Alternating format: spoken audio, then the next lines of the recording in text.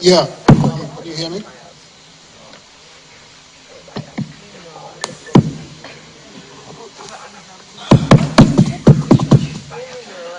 I'm sure that the president has been vaccinated, so there's no risk.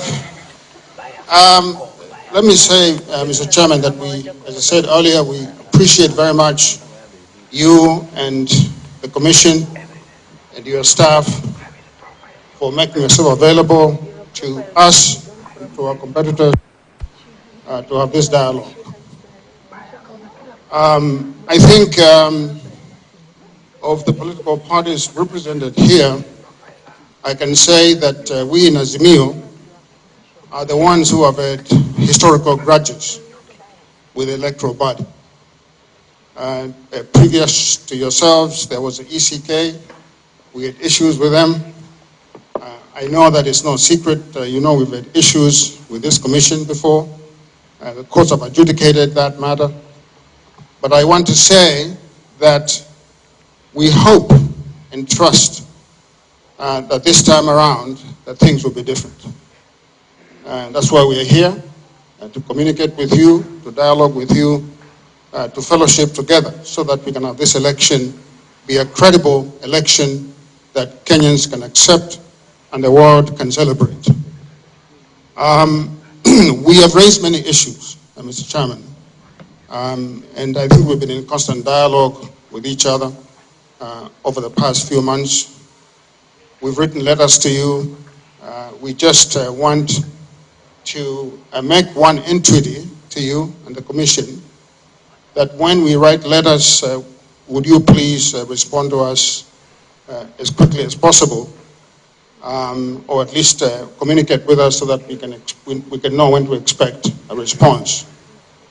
I just want to say that the issues that have been raised by my colleague here, Mr. Saitabao, about the ethnic imbalance in the Commission, these are not, light issues that should be taken lightly.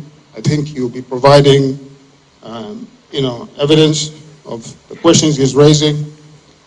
I hear what the Deputy President is saying, that he has no issue with Kenyans. And of course, we do not have issues with Kenyans.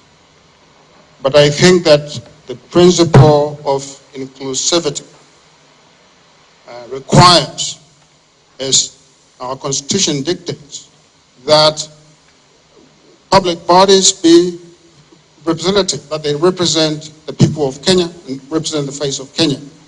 I think we've seen some discrepancies. I agree again with the Deputy President that merit is important, but our Constitution also dictates that we look at other vectors of identity, such as region, such as gender, such as disability. All these factors are important when you are constituting a public body like this one. So I think, we shall be giving you the information that we have, and we hope to dialogue with you. We do not want to assume bad faith until we get your answers. The Russians say trust but verify. So we are trusting first, but then we'll verify after we get your responses. So, Mr. Chairman, we are grateful to you and the Commission, and we look forward to a free and fair election. Thank you so much. Roots Party, you have... Yes. Thank you, Chairman. My name is Brano Cage. I'm the head of campaign secretariat for Roots Party, headed by Professor George Luchiri Wajakoya. Chairman, you may have noticed that we have donated a lot of our time to Azimio and Kenya Kwanza. It's because we really appreciate and understand the sensitivity and the magnitude of the work that you do. And most of the time, as politicians, as political parties, we do not really take time to appreciate the kind of work that you're doing. So we continue to express our confidence in the work that you're doing. We'll continue to support the Commission where we are needed. And we are appreciating so much that you continue to engage us. And we hope that this will continue all the way to the general elections. Thank you. Thank you very much. Let me stand. I've been sitting for too long. You have asked a lot of questions. The media. Yes, please. Now, let me deal with the questions, then I'll sit, allow the media before I finalize. It is your response that Oh, you want? yeah. I thought you wanted to ask questions.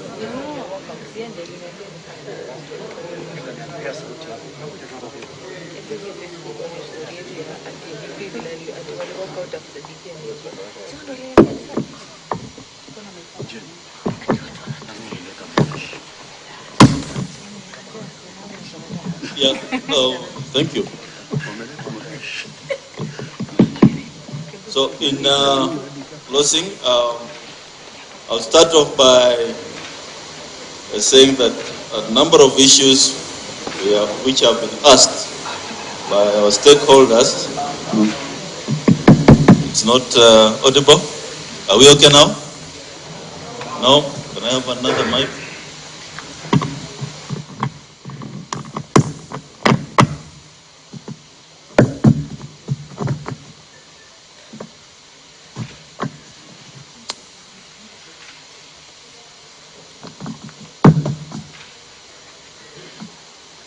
Are we okay? Yeah, thank you. A number of questions will be answered by the technical team. Next week, Marjan, you convene that meeting. We invite two from each of the presidential candidates to deal with the technical issues. One of them being visitation to our factory, where we are preparing the KIMS kits. And a lot of questions then will be answered when you do the visitation, how the process is ongoing, how the SD cards will be loaded. There's a whole team working on that.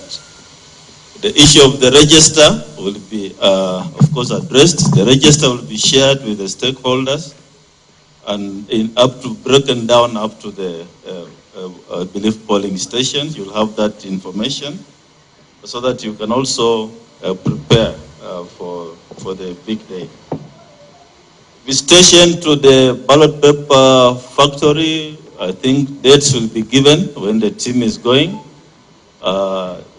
Fortunately, IEBC does not have a budget to finance the stakeholders, so we shall ask you to look into your kitty, but the dates and arrangements will be made for purpose of visa arrangements and travels, and of course, being welcome to the other side. So issues around geofencing, the technical team will give you more information, anything to do with the KIMS kits, and other questions that you are burning to be informed. I only want to comment on two issues. Of course, our presiding officers work under regulations, and the entire IEBC team works under the election regulations. So they don't make laws on the ground as they stand. We work under a legal framework. I just want to comment on two issues. One, the result is from that 4A. That's the result we are going to use. That's the result the National Returning Officer will be tabulating to ensure that whatever is in that 4B corresponds with that 4A. The result at polling station is final and cannot be changed. If there are errors, we shall note the errors. We have created an error form, and that form then will be shared with the court. If there's any petition in the Supreme Court, the results will be submitted together with the error forms. What we are saying this time round is, candidates, please have your agents at polling stations. Agents get copies of the results, and you can then share with whoever is managing the candidates. And when we meet at Bomas or at the National Tallying Center, let us then compare notes. The commission will have the results. If you have any issue with the end of the results, point it out.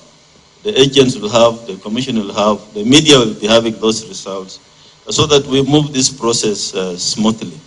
And the commission has result forms, will be printed. Our result forms also have security features. So don't bring us any form It's a serialized, it's printed. We shall only look at the forms which we know are genuine forms. So don't bring us a form which doesn't belong to the commission. So together, if we work together, I think we shall then deliver a believable, as Professor Macau says, you say trust. I think we shall have reached that level beyond that aspect of any doubt. Code of conduct, candidates, political parties, you signed the code of conduct. In 2017, the commission enforced the code of conduct to the fullest. We had 71 cases. We heavily fined individuals who breached the code of conduct. We disqualified 2 of them from participating in the elections when they failed to pay the fines. This time round, we gazetted the election date on 20th January and commenced then the code of conduct. But one of the individuals went to court, and the court made a judgment that the commission's code of conduct enforcement committee is unconstitutional. Now, that then took away all the teeth the commission has to bite on any misbehavior as a result of the code of conduct.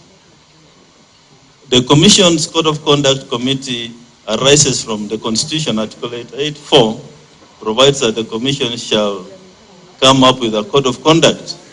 So here we were being told that it's unconstitutional, yet it's a creature of the Constitution.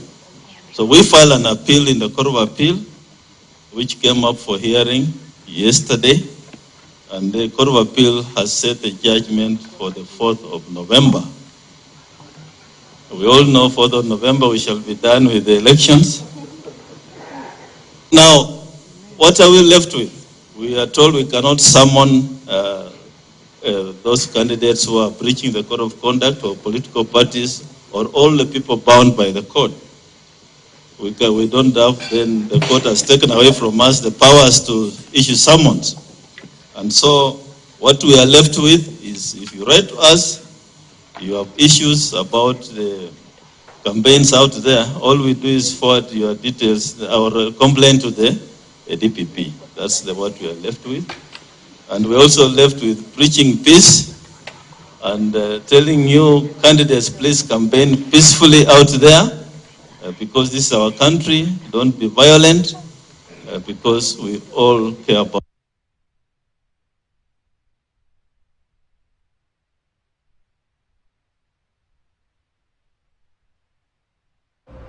All right, that is IEBC Chief Wafula Chebukati right there meeting with aspirants and their representatives, and they have discussed, of course, their concerns regarding the upcoming polls and IEBC's preparedness. Let's just circle back to that and listen in. Ours to summon you because they have been taken away from us by the court. You are in competition. You are not enemies. And so far, as I said, I'm happy that the candidates, the presidential candidates, have behaved well, except a few incidents we have witnessed. Please avoid those incidents of violence. Our team is here. Please leave your technical team behind as we go to harmonize the campaign schedules that may be clashing. We don't want any clashes of campaign schedules. You can agree. This is our country, and whatever examples you set is what the Kenyan voter down there will have to follow. So mine is just to thank you for coming. This is the beginning of other meetings we may have. For those of you who are not here, I've invited you for the national conference on the 11th and 12th of July, where all the candidates will be given some minutes to make remarks. We expect 500 Kenyans to attend the national conference, and there will be also some international speakers. So thank you very much for coming. I'm told lunch is served, and we look forward to further engagements. And I also look forward with my team to give Kenyans a free, fair, and credible election. Asante sana.